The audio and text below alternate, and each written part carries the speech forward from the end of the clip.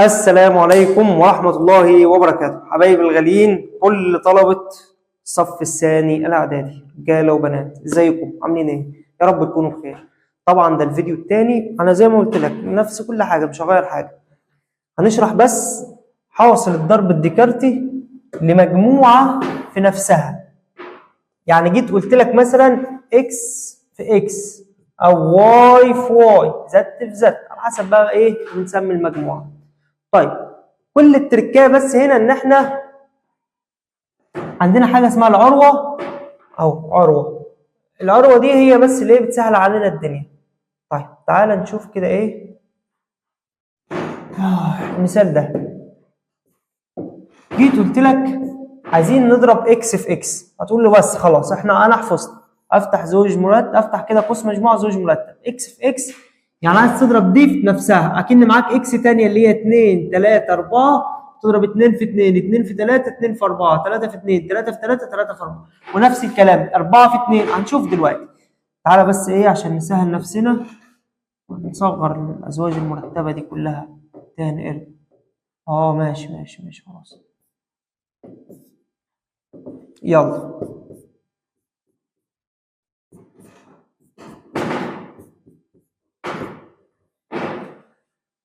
4 5 6 بس كده ان شاء الله، مش محتاجين تاني. طيب تعال نقول بسم الله ونبتدي بقى نرقم. يلا 2 و2 و2 و3 و2 و4، 2 و2 و2 و3 و2 و4، بعد كده 3 و2 3 و3 3 و4، اخر حاجه 4 و2 4 و3 و4 و4. يا مستر انت عرفت ازاي ان هم 9 وعديتهم يعني؟ يا ابني ما هو عدد عناصر اكس بكام؟ بثلاثه. عدد عناصر اكس في اكس يعني 3 في 3 تدي لك 9، ويطلع 9 عناصر. انا عديتهم وقفلت القوس والدنيا تمام. طيب بعد كده عايز واي في واي اللي هي واي 2، بسميها خلي بالك واي 2 مش واي تربيع، واي 2. طيب برضه نفس الفكره.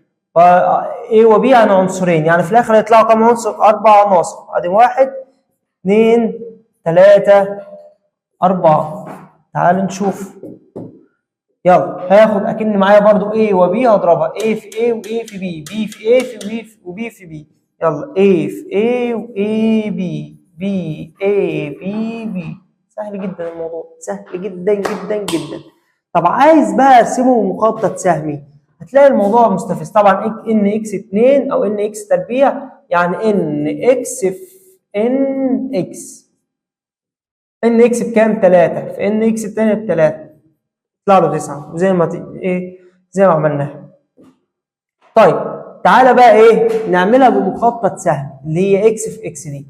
هتبص هتلاقي الموضوع مستفز، تقعد تكتب بقى ايه هي. طبعا بالمخطط السهم اهو، طبعا دي اكس ودي اكس. طبعا اكس 3 و4 و5 صح؟ 2 و3 و4، ادي 2 3 4 2 3 4 ماشي.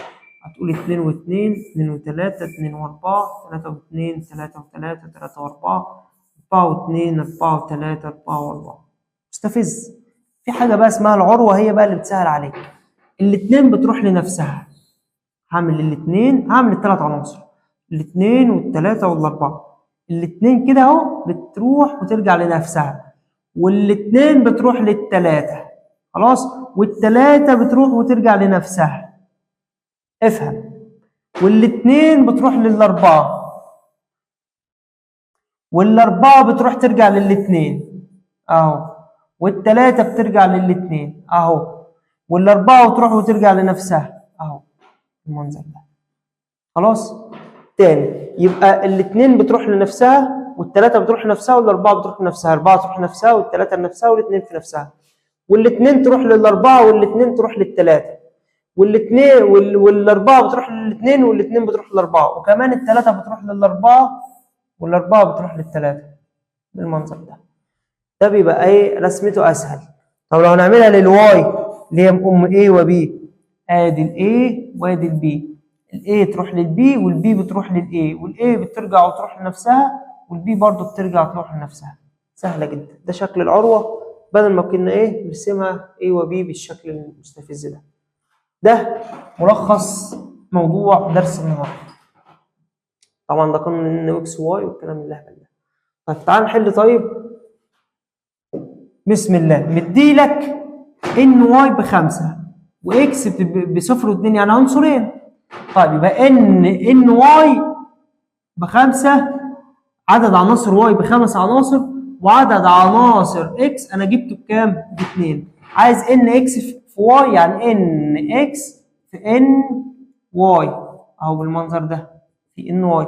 ان اكس بكام؟ باتنين في ان واي، هو مديها لي بكام؟ ب 10. 2 في 10 اسف بخمسة، ومديها لك بخمسة. يلا 2 في 5 هتطلع 10. هنا 10 اهي. اللي بعدها ان واي باربعة. طيب انا دي المثال اللي انا قلته لك الفيديو اللي فات، دي عباره عن ان اكس في ان واي ماشي بيساوي 8. هو مديكم ان واي باربعة، كام في 4 يديك 8؟ 2 في 4 يبقى دي ب 2. اللي بعدها ايه اللي بعدها؟ ان اكس تربيع، يعني ان اكس في ان اكس مديها لك بكام؟ ب9. وان واي تربيع، يعني ان واي في ان واي اديها لك ب 16. يعني ممكن اجيب ان اكس بس، ان اكس هنا اجيب الجذر واجيب الجذر، ان اكس بس، ان اكس تساوي 9 جذر التسعة 3. حد يقول لي موجب وسالب 3؟ اسكت. طيب ان واي جذر ال 16 4، يبقى ان واي تساوي 4. هو عايز بقى مين؟ ان واي في اكس. ان واي في اكس هي ان واي في ان اكس. اللي مش فاهم يرجع الفيديو اللي فات ويشوف. ان واي بكام؟ ب4. ان اكس 3. 4 في 3 ب 12.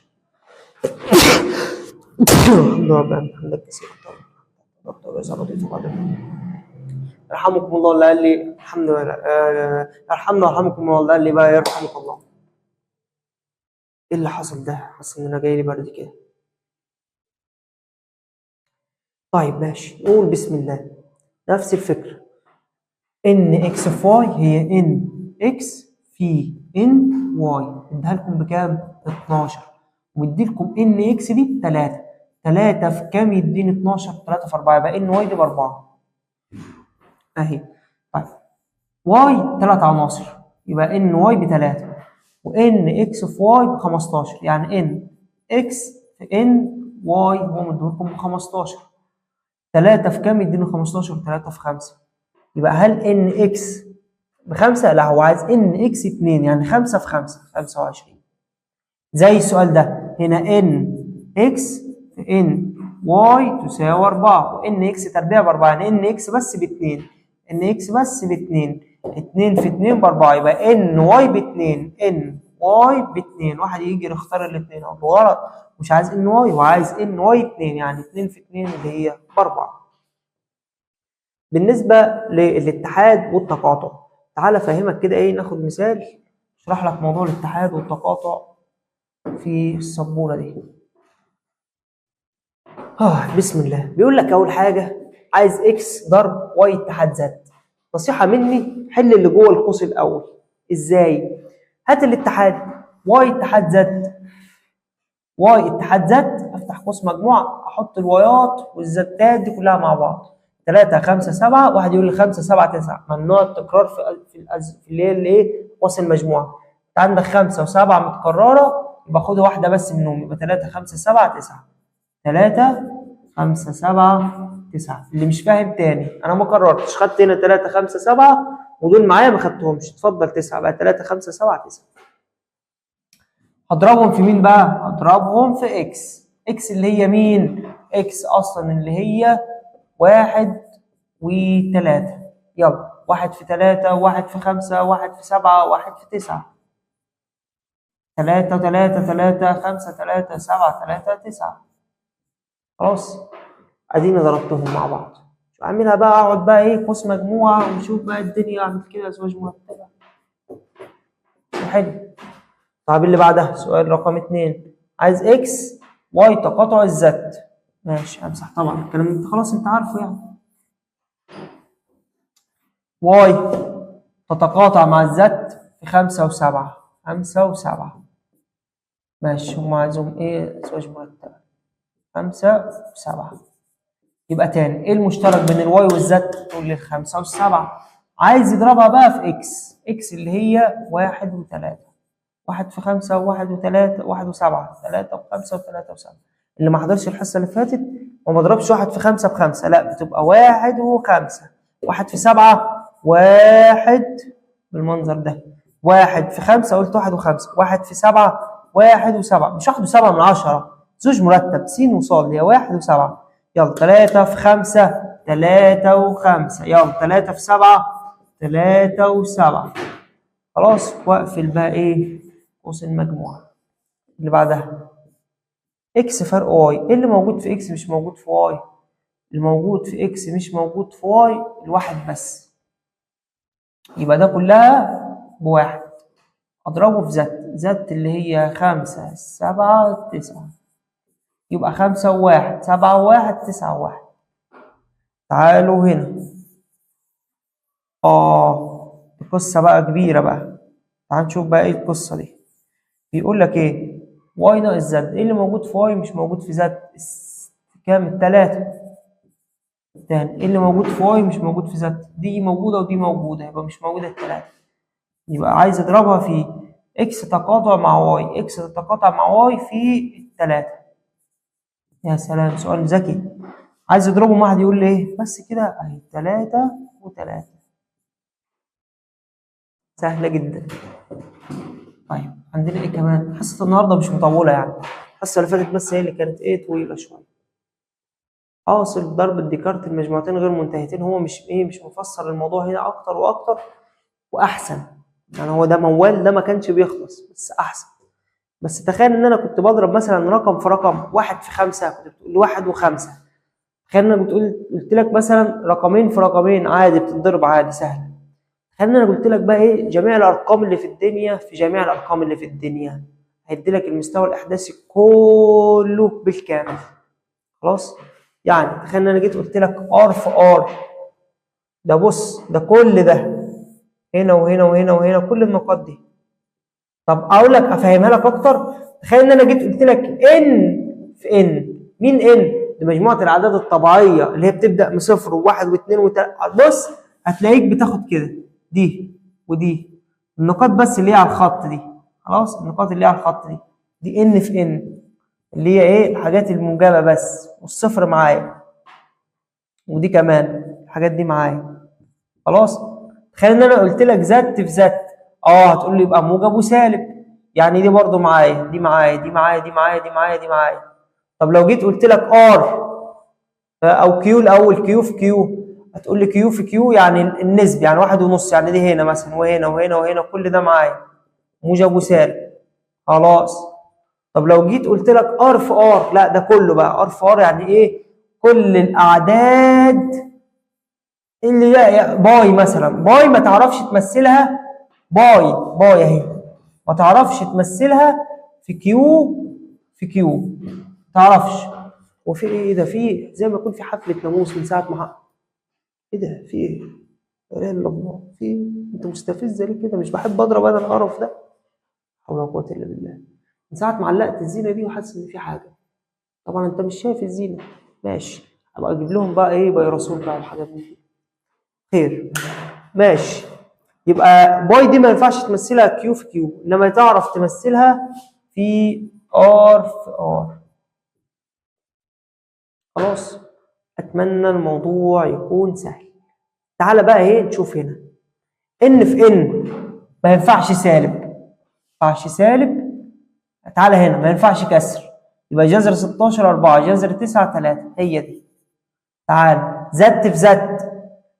سالب ينفع وموجب ينفع. انما تعالى مثلا هنا بص. جذر 9. واحد يقول لي 3. يهبق دي جذر تكعيبي. مفيش، لسه ما خدتهاش. او مش هتطلع. هتطلع بكسر. وهنا ده كسر. وجذر 8 ده هيطلع او عدد غير نسبي اللي هو كيو شرطه. ده يبقى تعالى هي دي الصح. لان جذر تكعيبي للسالب 8 سالب 2 و5. عددين صحيحين، واحد موجب واحد سالب. طيب الى اي حاصل ضرب ديكارت مما يلي تنتمي النقطه دي. دي كسر. وجذر 7 اللي هي عدد غير نسبي، يبقى كل ده جوه الار في ار. وانت نصيحه مني اول ما تلاقي ار في ار اختارها، لان دي البابا. اي من الازواج المرتبه التاليه لا ينتمي الى كيو في كيو. كيو في كيو هي بتاخد كل حاجه، كل حاجه ما عدا الاعداد الغير نسبيه. زي مين؟ زي جذر 12. يبقى دي ما ينفعش تاخدها. هو عايز ايه اللي ما ينفعش؟ يبقى هي دي خلاص، انما ده كله ينفع. برضو ماشي. وده كان درس النهارده، او الجزء الثاني من درس النهارده، وهو حاصل ضرب ديكارتي لمجموعه في نفسها. موضوع سهل جدا ان شاء الله. ربنا يوفقك يا رب وينجحك يا رب. تشوفك في اعلى المراتب ان شاء الله. مش عارف كانت اسمها اعلى المراتب ولا اعلى المراكب، بس خير يعني. ربنا يكرمك يا رب. المهم ان النية واصله.